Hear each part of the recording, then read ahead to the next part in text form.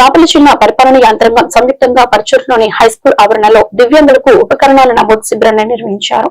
అర్హులైన దివ్యాంగులకు చేతికర్రలు, చంకకర్రలు, వీల్ చైర్లు, వినికిడి యంత్రాలు, అందులకు చేతికర్రలు, కుష్టి వ్యాధిగ్రస్తులకు లిప్రెన్సీ కిట్, కృత్రిమ అవయవాలు, 80% శారీరక వికలాంగులకు ట్రైసైకిల్స్ అందజేయడం జరుగుతుందని అర్హులైన వారి జాబితాను ఎంపీడీఓ కార్యాలయంతో పాటు గ్రామ సచివాలయం ఉద్యోగుల ద్వారా సమాచారం తెలియపరుస్తామని, అనివార్య కారణాల వల్ల నమోదు చేసుకున్న దివ్యాంగులు మంగళవారం అద్దంకిలో జరిగే కార్యక్రమంలో నమోదు చేసుకోవచ్చని ఉమ్మడి జిల్లా అధికారిని సువార్త విలేకరులకు తెలిపారు.